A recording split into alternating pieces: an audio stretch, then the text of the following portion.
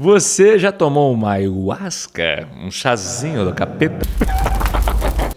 É maravilhoso. Um caso específico da ayahuasca, eu achei que aconteceu comigo, eu nunca tomei. É maravilhoso, tá? Mas deixar claro aqui, não vou tomar, tenho medo do cacete. O pessoal fala que é bom, fala que libera a mente e tal, mas eu tenho muito medo. Um fato interessante aconteceu conosco numa entrevista de emprego.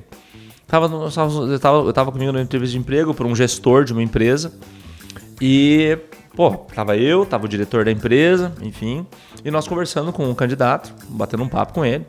E ele muito bom, um cara muito bom, mostrando as ações e tudo mais, e chegou e, né, essa empresa é uma empresa mais conservadora, o dono já é um senhor já mais velho, tem sua idade, não tão velho assim, né, 50, 60 anos de idade. E beleza, chegou no momento, eu já tava assim, indo pro final, e eu não sei o que cargas d'água, eu fui lá e fiz uma pergunta e eu não sei onde ele entrou o papo sobre ayahuasca. E ele começou a falar que, enfim, sobre a ayahuasca, que ele tomava, que isso liberava o terceiro olho, a mente, e aquilo liberava outra coisa, e ele falou que também fumava, e também cheirava rapé, que é uma coisa, e ali, meu velho, automaticamente ficou quase um choque, né? Eu comecei a conversar com ele empolgado, e ele falando, e tem profissionais, eu conheço profissionais de alto nível que tomam ayahuasca, é maravilhoso, mas o fato é que isso foi legal, porque ele foi verdadeiro também, se você fizer uma análise, ele foi verdadeiro, ele não mentiu, ele não tentou, vou esconder aqui, não, falou a realidade, aquilo pra ele é uma coisa boa, ele tentou até meio evangelizar, né, mostrar pra gente falando pra gente que seria interessante nós tomarmos, mas isso é um fato que aconteceu, logicamente ele não foi contratado. Esse é um ponto que mostra muitas vezes a importância da comunicação e muitas vezes as diferenças também. Então, por um lado ruim, é lógico que ele não foi contratado por uma questão de, não tem a ver com a empresa, não tem uma lógica, não é o estilo do diretor, vai gerar um conflito. Por outro lado, também, a forma ele ter falado foi uma coisa boa. Porque já automaticamente, já excluiu, porque imagine se ele é contratado e se isso acontece dentro da empresa, né, vamos dizer assim, se a empresa fica sabendo e aí isso gera uma coisa ruim para a empresa. Então, de uma certa maneira, foi legal acontecer, automaticamente já fez uma qualificação, porque eu falo que hoje um dos problemas da contratação é qualificar. Às vezes a qualificação é no estilo, no comportamento, ou no que você aceita ou não aceita, ou que você gosta ou não gosta. Não que eu, Lincoln, considere que o cara tomar ou não ayahuasca, ou o cara fumar um baseado ou não, ou que ele fume, né? Nós temos um dos nossos melhores profissionais que trabalham na Beta, fuma muito, né? Ele fuma muito. Não. Ainda bem que eu não falei o nome. Mas fuma muito cigarro, efetivamente. Então, ao fumar muito... beleza, mas esse é um problema que... Né, efetivamente dele, né, realmente uma coisa, um vício e tal. Mas isso repercute no negócio? Ao contrário, é um grande profissional. Então tem essa questão. Mas para algumas pessoas, ou saber o comunicar, ou essa relação de qualificação, para mim, ela é essencial. Nesse caso, foi um caso específico que aconteceu. Foi engraçado, a gente tira sarro, dá risada até hoje, né? Não tem como não dar risada disso, porque foi um choque, né, quando foi falado. Mas é uma lição que fica para o profissional, uma lição que fica para a empresa também, né? Ou seja, e um outro ponto, será que isso é um objeto qualificador do seu negócio? É uma boa pergunta. A pessoa tomar o ayahuasca, maravilhoso, ou não, fumar cigarro, será que isso é um qualificador? Para algumas pessoas pode ser, para outras não. Mas identificar isso é um ponto essencial. Para algumas pode ser até requisito, né? Tome ayahuasca para trabalhar. Exatamente. Tem empresas, por exemplo, que o dono toma. O dono toma. Maravilhoso. O Flow, ele falou que já teve gente que não ficou na empresa dele porque não gostava de fumar maconha, na verdade. O pessoal fumava no escritório, tava todo mundo trabalhando, fumando maconha no escritório. Chegou a mulher e falou, me desculpa, não quero pra mim.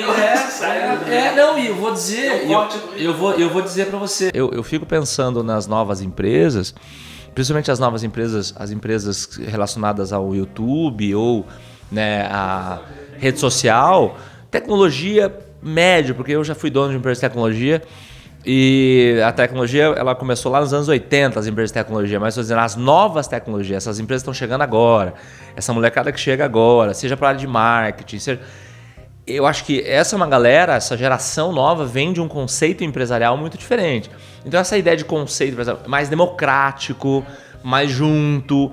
Eu que sou uma geração X tento fazer isso aqui na Beta, né? A gente tem um modelo muito mais próximo, mais...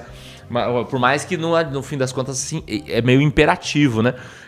O geração X, bum, minha geração, a hierarquia, a estrutura, ainda é imperativa, mas eu tento fazer isso. Agora, as novas empresas, eu acho que isso vai acontecer muito, de o cara não ir com uma roupa mais despojada, da galera fumar, muitas vezes uma maconha, que é uma coisa que meio que tá natural pra galera. Eu já vi empresas, o pessoal fumando vape, eu já vi empresa do cara fumando assim, entendeu? Fumando vape. Galera, assim, reunião e fumando vape, caralho. Isso pra mim, assim, imagine, cara. Pensa num cara que tá trabalhando... Eu tava fazendo uma conta esse dia atrás. Eu trabalho desde os anos 90, eu trabalho desde 94, cara. Eu entrei no mercado de trabalho em 1994. Nenhuma pessoa que está nessa sala agora estava nascido em 1994. Provavelmente os pais não se conheciam ainda. Então... O mercado de trabalho de 1994 era totalmente diferente, cara. É um outro jogo, era um outro mundo, era um outro rolê. Eu sempre faço uma relação assim, ó.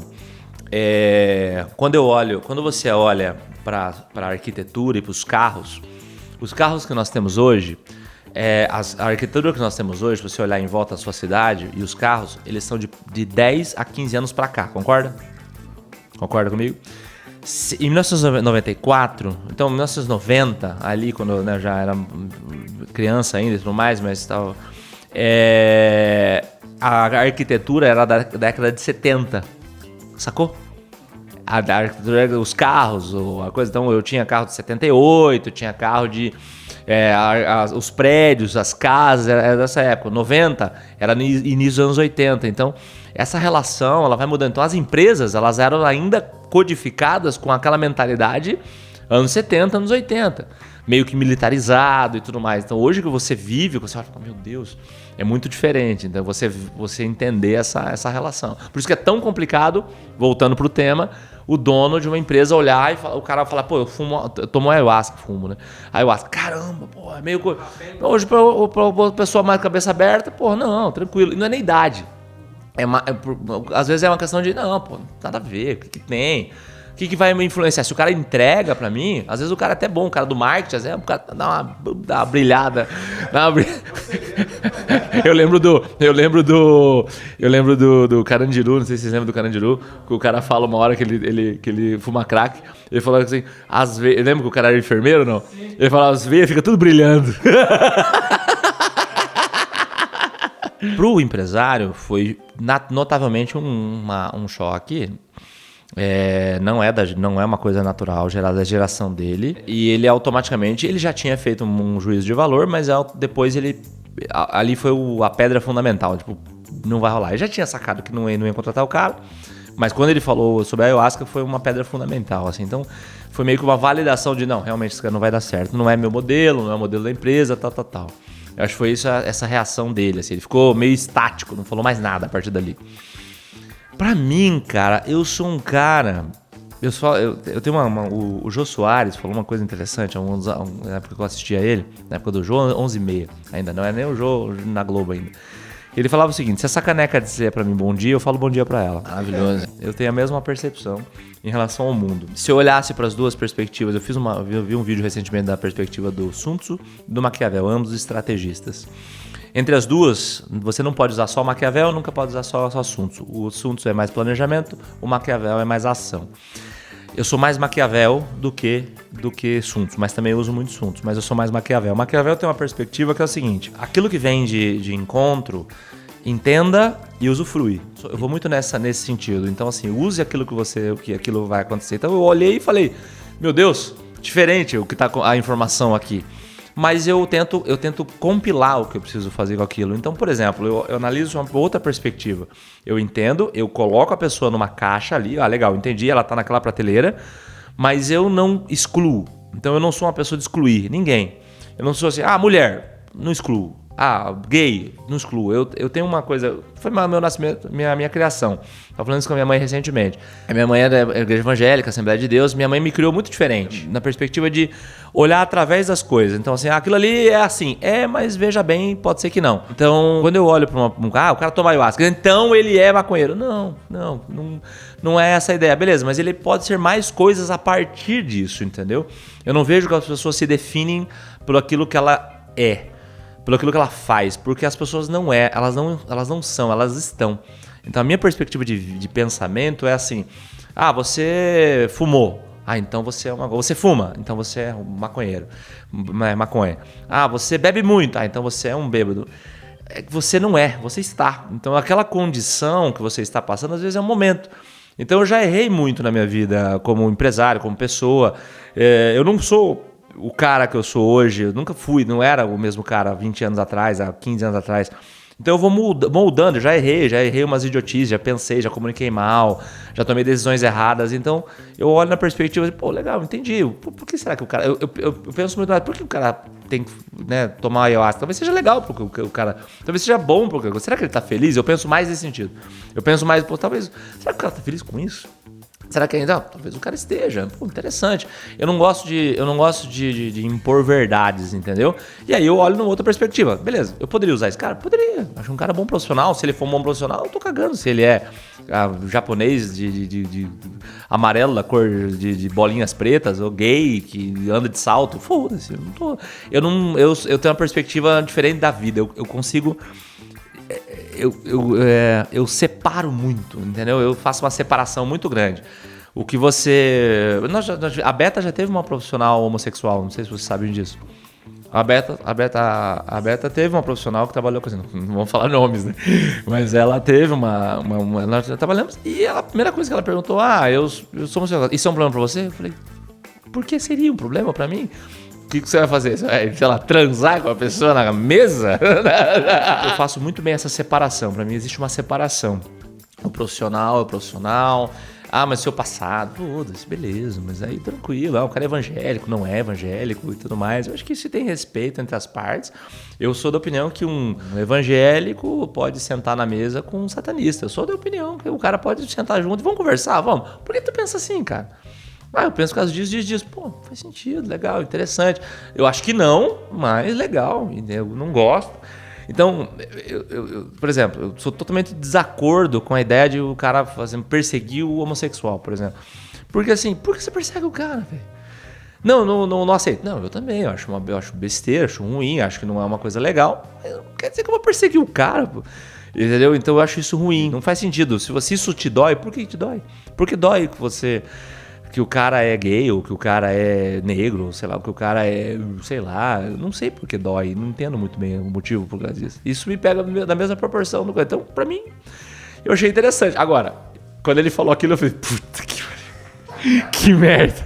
Por que ele falou isso, entendeu? Automaticamente, porque é a mesma coisa que você jogar um xadrez e colocar a rainha em exposição. Você colocou a rainha em exposição, por que você fez isso? Mas tudo bem.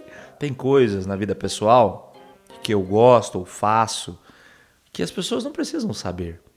É uma coisa minha, é uma coisa totalmente minha, entendeu? Então, eu não colocaria algumas coisas na mesa, algumas cartas na mesa.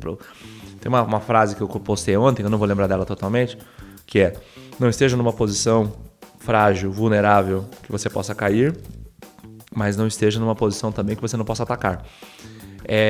Que é do boxe, né? Então é a mesma lógica. Então cuidado com o que você coloca na mídia social ou em todos os sentidos, eu acho isso perigoso. Não é tudo que as pessoas precisam saber necessariamente, entende? A perspectiva para o empresário tem que começar a entender que o jogo está mudando, as pessoas são diferentes. Então eu vejo que alguns empresários querem colocar as pessoas num padrão. Eu quero um padrão de profissional. E você quer um padrão para você ter que fazer a dicotomia entre o padrão profissional do padrão pessoal. Então, às vezes, você vai encontrar o profissional, mas você tem que olhar pro pessoal e falar, olha, isso aqui eu vou relevar, porque a geração está mudando. Nós somos um enfrentamento geracional mesmo, um enfrentamento de cabeça. Então, você vai deixar de ter um gênio, às vezes, porque o cara é mais maluco, às vezes porque o cara é mais... Então, eu acho isso uma besteira. O Jobs sabia lidar isso muito bem, porque ele uniu o propósito. Então, quando você une o propósito e a visão, pouco importa como a pessoa é, o que ela é, entendeu o que eu estou dizendo? Imagina, a Beta nós temos de todo mundo. Você tem ateu, a presbiteriano, ao Egum. Deixe seu like, curta, manda para esses vídeos para outras pessoas que possam ter passado por situações parecidas. Segue a gente, vamos lá. Maravilhoso.